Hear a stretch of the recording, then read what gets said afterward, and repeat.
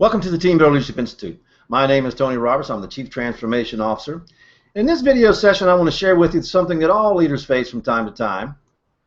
It's how to deal with employees that you really just don't like. And sometimes we have that. Sometimes we don't like them. So let's take a look at how we do that. Now, employees we don't like, what we want to learn how to do is how to lead them effectively and get the most productivity out of them and develop them and take care of them like any other employee. So this is about the tools and techniques to speak with the people in the workplace that you must supervise and interact with when you don't particularly like them. You find that you don't have anything in common. You don't really like their style, their personality differences, the words they use, how they interact with others. In other words, they just don't feel good to you. But again, in all the video sessions I share this with you, communication doesn't happen accidentally. It must be planned to be effective. So let's see how we plan the communication to talk and communicate and lead people we don't like. All right, so why is it important?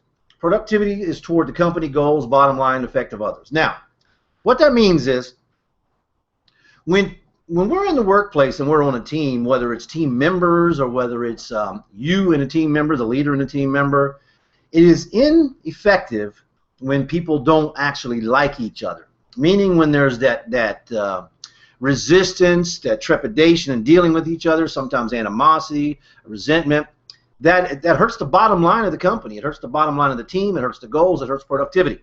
So it does affect others. So what we have to do as a leader is make certain that is not there. In other words, there's no negative feelings between us and employees. And there's no negative feelings between employees. We have to make sure the work environment is a community dynamic, a cohesive, harmonious environment where everybody can come to work and focus on what they're there for to be the most productive they can be. Now, so let's talk about how you communicate. Now, I've had an example. I remember I was the regional vice president for a financial organization, and I hired a cashier one time, and this is back when I was a branch manager. But I hired a cashier, and she was young, and she was ambitious, and she was attractive and articulate. I mean, this woman had a lot going for her. She was really an impressive human being. However, her favorite hobbies were like watching 90210, and you know, she was young. So as an individual, I really didn't relate to her at all. So what I did, and what you do as a leader, is you make certain and you stay away from those things that would not be a good conversation. Meaning, when she would ask me about, or talk to me about her religion or her hobbies or politics or sports, things that she liked, 90210, going mud bogging in a Jeep, things like that, what you want to do, instead of being honest and saying, well, that's just stupid to me, it's a waste of gas, it's a waste of time, you got to wash your car afterward. You don't want to do that, because now you hurt their feelings, and now you've put a barrier between you and communications. What you want to do is say, well, that sounds like an interesting day. You want to be non-committal. You don't want to attack it, but you don't want to agree with it, because you don't want to be dishonest and say that's something you do or something you like when it's not. So you want to keep that neutral ground. As a matter of fact, one of the things you want to do as a leader is you never really want to share too much about your personal beliefs. I know a couple that the woman in the marriage, she actually is a Gamecocks fan. No, actually, she's a Clemson fan, Clemson Tigers, and this is South Carolina football, college. And the husband is a South Carolina Gamecock fan, and those two would probably kill each other if they didn't love each other, because they're fanatical football fans. And while that's neat, if you tell them you're a Georgia fan, the Bulldogs or some other college, now you've got a mark against you. And you'll find that people are that way. If you take an opposing side or you don't agree with them, a lot of people will take that way. So as a leader, we want to stay more neutral in our we don't really want to share our beliefs. Like if they say, well, so I'm Catholic, what are you? Well, actually, I sort of just, believe in things, treating people right, and I believe a lot of them. I think a lot of them have good points. In other words, unless you're an atheist and you believe the opposite, which I personally wouldn't say it, because that'll create a barrier. I would say, well, Catholics, Catholicism is a good religion. I like, I like some of their ideas. I would be non-committal because you don't want to create barriers, guys, and that's the whole thing.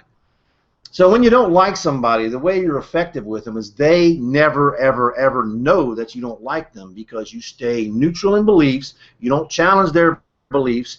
And when you're talking to them, you're always focused on the company goals and the bottom line, just like you are with anybody else. Because as a leader, now we have a program at the Team Building Leadership Institute called the Wordsmith program, the master language of leaders and coaches.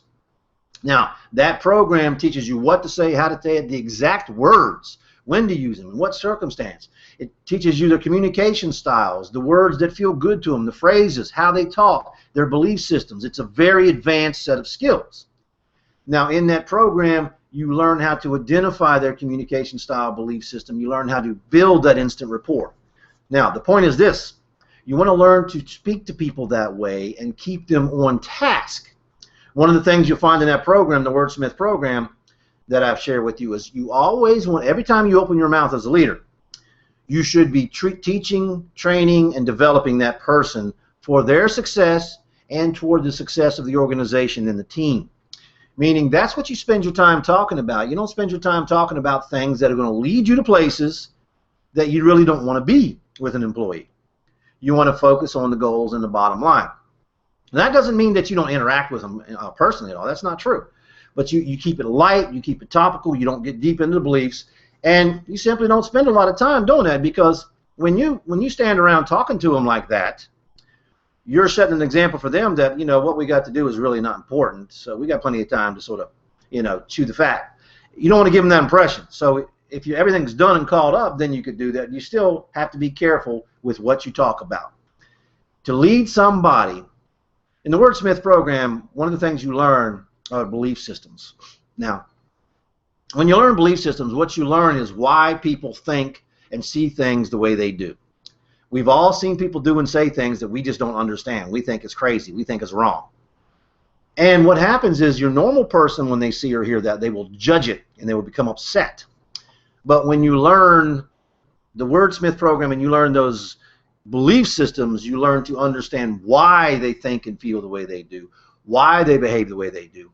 And you learn to not judge it. In other words, it makes it easy that you see it is what it is. It doesn't bother you.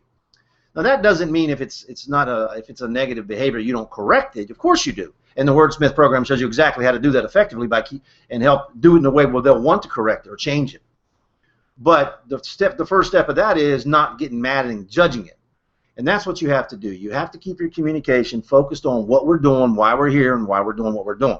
Okay? And you stay neutral when it comes to emotional issues. All right. You focus on strengths. Sound like you really enjoy. Physical cues. Maintain eye contact. Give attention. Posture. In other words, you want to treat this individual like you do everybody else that you do like on your team. You always treat everybody with dignity, respect, and honesty. So what I hope you're picking up from this is you don't emotionally allow yourself to think you don't like anybody, because that is not constructive. If you are thinking that, you will display that in your behaviors, and then you will create barriers to productivity with that individual. Also, if other individuals see you not liking somebody, they will say, well, he might take that set against me too, and that's going to create barriers. So you do not allow yourself to tell yourself that I don't like this person. And you use these skills. You control your emotions. You focus on the positive. You always focus on what can be done, not what cannot. What they have done for you, not what they haven't. And you give them good contact, good posture. Based on the communication styles that you learn in the Wordsmith program, there are 4 different communication styles. 2 of them like touch, where you just touch them on the arm or touch them on the shoulder. They like that physical contact. 2 of them don't. When you know things like this, it makes you so much more powerful because you can make that connection that on a human level, even though you may not like their 90210 or their mud bogging, whatever it is they do, you don't have anything in common, but at work you can make the goals of the organization your common ground, so you do have a relationship. Okay? Now, at the Team Building Leadership Institute, we have programs, community dynamics, the organizational ecosystem, the Wordsmith, that's the program I was talking about, the language of the master leader and communicator. We build community dynamics within organizations, so everybody comes to work smiling, everything's harmonious, they get everything done because they're focused on the goals on time, and they leave smiling. Research shows that happy employees are exponentially more effective than unhappy employees. Research shows that there was a recent study that was done, I guess, 6-8 months ago, and the results show that your average organization who implements a community dynamics program to improve employee satisfaction and happiness gets a 12% return on investment in profitability and productivity. So 12% is pretty significant. Google did a program like that, and they reported they got a 37% boost in productivity. So there's a lot to be said for making that community dynamic in your organization so people want to be there. They want to be there with who they're with, and they want to interact and be successful. And that's what you learn to do when you actually don't allow yourself to emotionally ever not like somebody. The Team Builder Leadership Institute, we're about the community dynamics. We're about making that workplace harmonious and highly effective, challenging, rewarding. If we can help you in any way, there's our information. Contact us, email us, and let us know how we can help you. We'd be happy to do so. I hope this information is helpful. Thank you very much.